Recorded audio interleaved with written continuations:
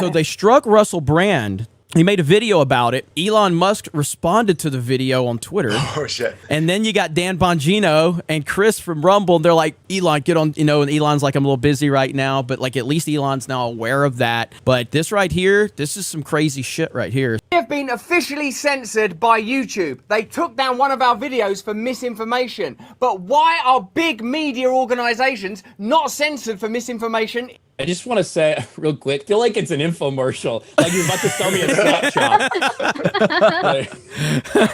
Hey, is it because YouTube are part of the mainstream media now? Earlier this month, we did a video about the changing narratives around COVID, the pandemic, and COVID treatments, in which we cited information on official government websites, which we misinterpreted. I'll have to be careful talking about it now, because I don't want to make the same mistake that's had one of our videos pulled down and an official warning issued. The good news is we're moving to Rumble. All of our content is up on Rumble first, and we'll be streaming on Rumble every day. That's the reason we're joining them, because they're not going to censor our content. And this misinformation strike and takedown demonstrates exactly what it is we're talking about. So now, he put that up, and apparently he's moving over to Rumble. I guess, I don't know if he's going all of his content, but I guess his daily show is going exclusive. And my question for you, Salty, is how do you feel about Rumble? Obviously, you've done really well over there. UI really needs to improve over there if they really want to change the game, but I like where the direction they're going. So what's your opinion on all that? Well, I'm just trying to wrap my head around. First of all, was that posted today? That was posted today. Yes. Yeah. That was today. That's almost got a million views. On Twitter Yep. already. Yep. Especially with Elon commenting on it, that put another signal boost on it. So now a lot of people are going to be seeing that now. When I hear that, I go, Russell Brand, he lived long enough in Hollywood not to be turned into a complete dipshit. Does he not understand what's going on? Like, I think I he took does. it down. I'm like, look. I think there's some showmanship to it for sure. Yeah. You know what I mean? I think so. I hope so. Yeah. I hope so. Because I'm like, brother, it's an enemy operation. What do you mean? You don't understand why that dude Richard Madcow can say that? You don't understand what's going on over here? Okay. Yeah. Madcow. That dude.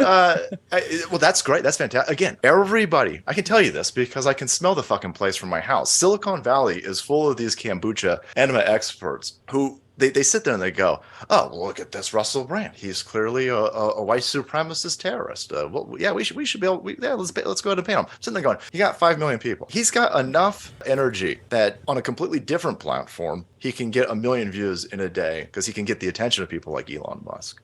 And you keep kicking people off your platform who can do this. There is a tipping point, and we're quickly approaching a tipping point. Again, the UI is a bit of an issue. They're working on their pipes. The people at Rumble are very smart. They're very hungry. They know exactly what they're doing. They're hiring people like Viva and Barnes to write their terms of service. They're reaching out to anybody who gets dick fucked over there on YouTube. They are out there and they're hungry. You lose a couple dozen people who've got that type of sway, that type of pull. They start going to Rumble and they start telling normies about Rumble. These dipshits in YouTube who've never done anything in their life because they've been raised with a victim mentality and they've been handed everything because they're left-wing dipshits, and when they walk into an interview, they just go in there with neon fucking hair and spout all of the platitudes. They go into an interview, instead of wearing a suit, they done fuck up their hair with this crazy color. They put a BLM shirt on, and they put rainbow fucking shoes on, and that's how they get a job these days. It doesn't have anything to do with their qualifications, doesn't have anything to do with their track record of success, and it's all based on stupid shit. And then once they get in, everybody's afraid to fire these assholes who don't know how to produce because nobody wants to be called a racist in these institutions. But let me tell you something, you absolute idiots over there at YouTube. You lose a couple dozen. If you lose Steven Crowder, if you lose Russell Brand, if you lose a few of these people, they go to Rumble. Rumble starts ticking up. There is a groundswell of people who are already on Rumble. They just mirroring content right now, but they ready to go. You're not just going to lose a Russell Brand and a Steven Crowder. You're going to end up losing them and then like 100 million other people who are just like, no, I'm done with this. And they're just going to move over to these other platforms that they've really been laying down a lot of work into their infrastructure. So Rumble and Odyssey and these other platforms out there. I never thought I'd see this twice, but I'm old as fuck, boys. I'm going to see another MySpace, and it's going to be YouTube this time, and it's going to be fascinating. These people over at YouTube, they don't even understand that they can fall. They don't get, it's the hubris that's going to get them. It's interesting too, because we're getting to a point, someone like Russell Brand, this is no longer simply a conservative versus liberal thing. This is becoming an establishment versus anti-establishment. So that's why you have these people like Russell Brand, who, like, for people to then go out there and say like he's a far right leaning, white supremacist, all this shit, that is what makes it really laughable. And when you start to see these people that are coming out on that side, now whether it's because they've always felt a little bit that way, maybe they're waking up to like the motion of the ocean, so to say, and figuring out exactly what's going on.